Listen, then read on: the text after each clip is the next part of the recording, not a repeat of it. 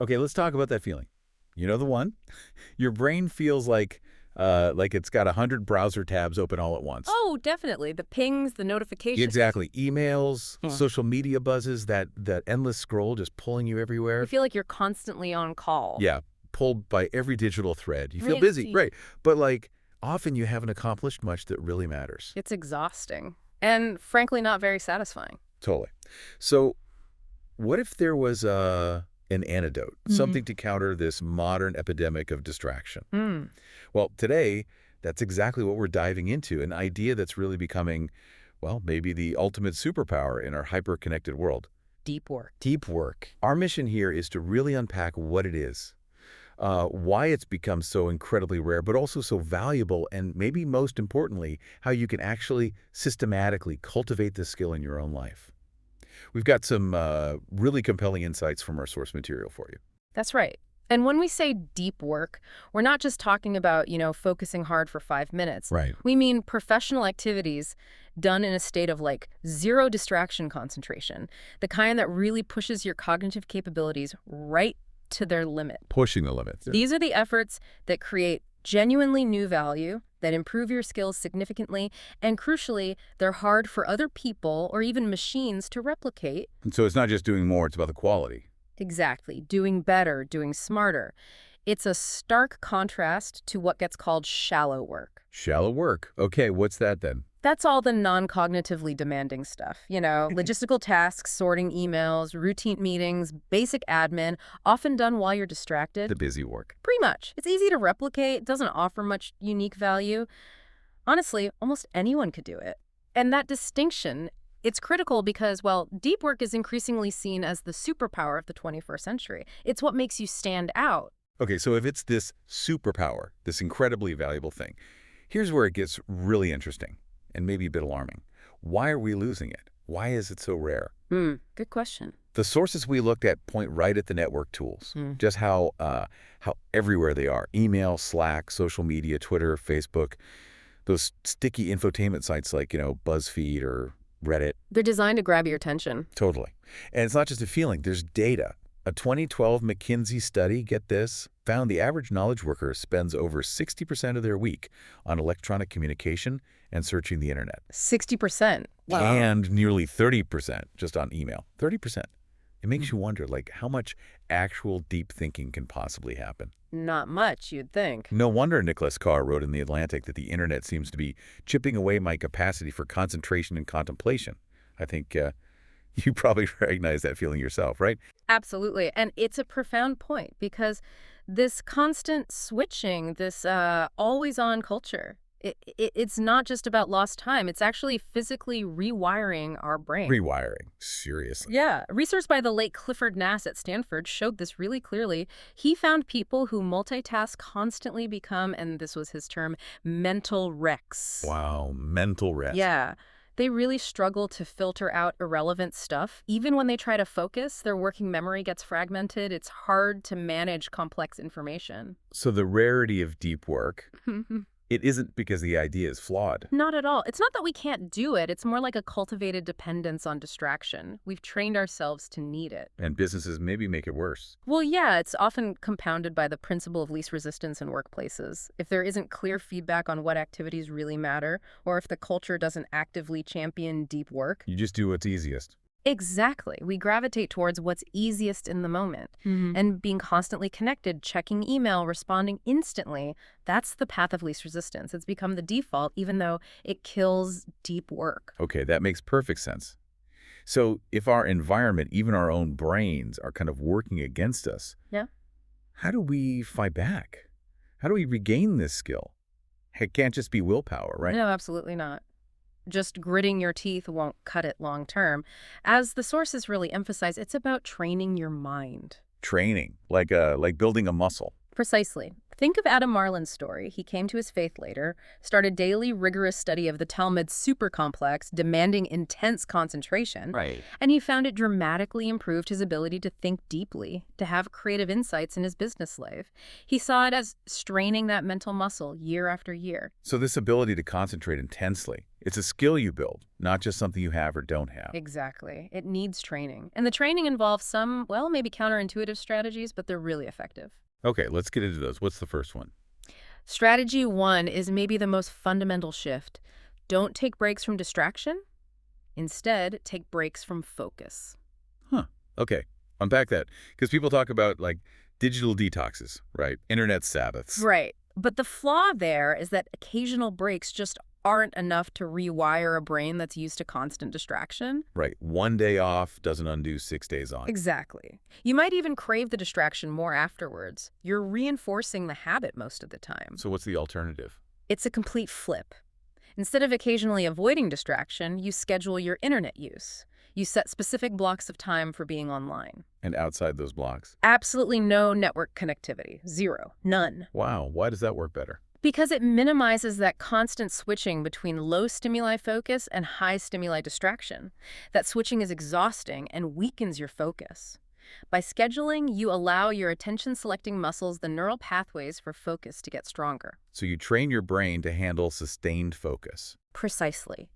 The more you demand it, the better it gets at filtering noise. And this works even if your job needs a lot of online time. You just schedule more frequent but still deliberate internet blocks. Use the offline time in between for uninterrupted work. It's about being intentional, not about total deprivation. Exactly. Intentionality is key. That's powerful. Training the brain to expect focus. It reminds me of that story about Teddy Roosevelt. Work like Teddy Roosevelt. Ah, yes, the Harvard paradox. Right. Young Roosevelt. He had this incredible range of interests: boxing, dancing, naturalism. He published a book on birds as a freshman. An amazing amount of stuff. Yet he apparently spent maybe only a quarter of the typical day studying, but still got honors grades. How on earth did he do that? The key, according to the accounts, was blistering intensity during his study times. Blistering intensity. He didn't just casually read, he attacked the work with absolute fierce focus for those scheduled blocks.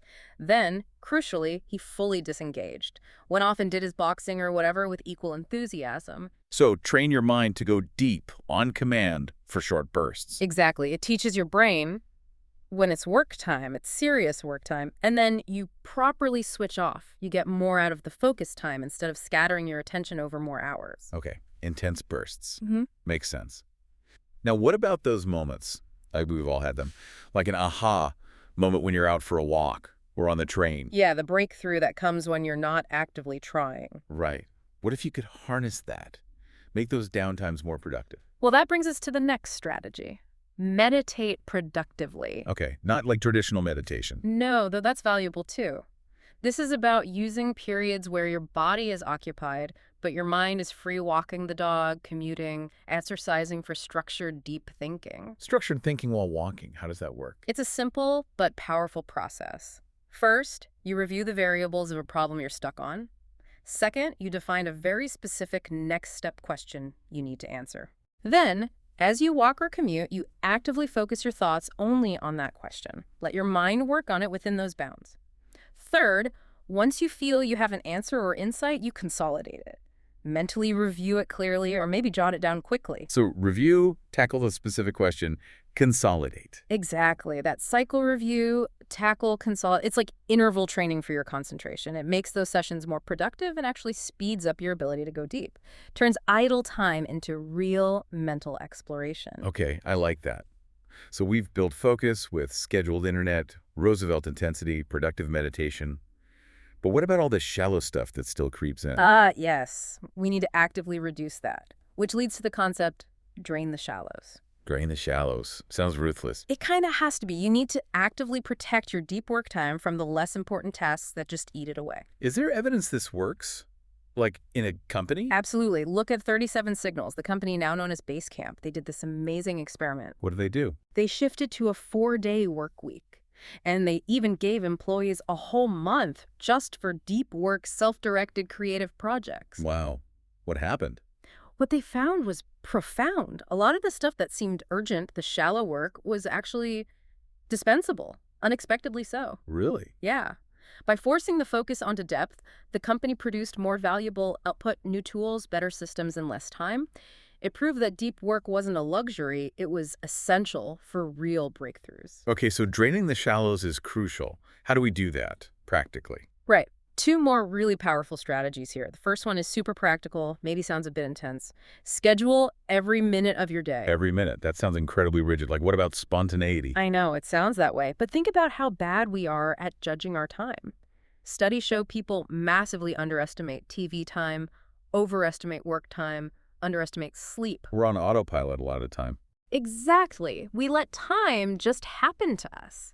Scheduling every minute combats that. You literally block out time on your calendar for deep work, shallow tasks, breaks, email checks, even buffer time for unexpected things. Oh, it forces you to be intentional. Totally. It makes you consciously decide where your attention goes. It stops the trivial stuff from creeping in unnoticed, and it makes wasted time glare out at you from the schedule. It's not about being a robot, it's about being in control, respecting your time. Okay, taking control. I see the logic. And the final strategy. It's And related. yeah, it adds another layer of constraint, which can be really powerful. Finish your work by 5:30. Or, pick your fixed end time. It's called fixed schedule productivity. Finish by 5:30. That sounds impossible for so many people. The culture is always on. I know it sounds like a fantasy, but look at Ritika Nagpal, a Harvard professor. She was on the cover of Science magazine, and she achieved incredible results while strictly ending her workday at 5:30 p.m. every day. How? How does that strict deadline help? It creates what's called a scarcity mindset. Not that you have less time overall, but you treat the time you do have as incredibly precious and finite. Ah, scarcity forces choices. Exactly. Ruthless prioritization. You have to ask, is this task truly vital or just convenient? It forces you to be hyper-efficient during work hours and, importantly, to say no to things that aren't valuable enough. So the limit itself becomes a tool. Precisely. It implicitly trains you to cut out the shallow stuff and fiercely protect your deep work time. You become exceptionally productive within those boundaries. Okay, these strategies are concrete. But let's wrap up by going a bit deeper. Beyond just getting more done or getting a promotion, what's the real payoff? Why should you, listening right now, really care about this on a personal level? That's the crucial link, isn't it? Because deep work isn't just about productivity. It connects directly to life satisfaction, meaning, well, look at it neurologically. Science writer Winifred Gallagher had this experience with serious cancer. It sounds counterintuitive, but she found that by deliberately focusing her attention on positive things, movies, walks, an evening martini, rather than dwelling on her illness. Her life felt better, despite the circumstances. Surprisingly pleasant, yes. Her big insight was, who you are, what you think, feel, and do, what you love, is the sum of what you focus on. Yeah. Intense concentration, like in deep work, it sort of hijacks your attention. It prevents negative thoughts or trivial distractions from dominating your mind and therefore your reality. So focus shapes your inner world. What about psychologically? Psychologically, deep work is almost perfectly designed to generate flow. That state Mihaly Csikszentmihalyi described, where you're totally immersed, lose track of time, your skills are stretched. And it feels amazing. Deeply satisfying, yes. Because deep work pushes your cognitive limits in a distraction-free zone, it naturally leads to flow. That creates happiness and accomplishment that shallow work just can't. Okay, neurological, psychological, anything else? Yeah, there's a philosophical angle, too. Thinkers like Dreyfus and Kelly talk about craftsmanship. They argue meaning doesn't just come from the outcome of your job, but from the skill and appreciation you apply to the craft itself. Like a blacksmith forging a sword. Exactly. Like Rick Furr meticulously crafting metal. Or a knowledge worker carefully building a strategy. Applying skill and deep care generates meaning. You don't need a special job, you need a special approach to your work. A rarefied approach. Exactly. Deep work lets us tap into that ancient source of human flourishing. It's almost like our species evolved to thrive in depth and sort of wallow in shallowness. Maybe we're becoming Homo sapiens depensis. Homo sapiens depensis. I like that. So it's clear deep work is way more than just a productivity hack. It's a profound shift, really, in how you engage with work and ultimately with your life. Valuable, rare, and deeply meaningful. Definitely. And these strategies we talked about, they aren't just abstract ideas. They're actionable things you can start integrating, like right now. Absolutely. You can start small. And actually, we want to help you take that first step. We're kicking off a 3-day focus challenge, inspired directly by these insights. Oh, cool. What's the challenge? Simple. For the next 3 days, just pick one of these strategies we discussed. Maybe it's scheduling your internet blocks. Maybe it's trying a 30-minute Roosevelt intensity burst. Maybe it's productive meditation on your commute. Just one strategy. Just one. Commit to it for 3 days. See how it feels. You might be genuinely amazed at the shift. It's a great way to start building that muscle. Exactly. Because at the end of the day, A deep life is a good life, any way you look at it. So the real question is, what small step will you take today to start cultivating your own deep work practice? To unlock that, well, that best kind of life? let us know. Tell us which strategy you're trying out in the comments below. And hey, if you found this useful, please like and share this deep dive. Maybe someone else you know could use a bit more focus in their life too.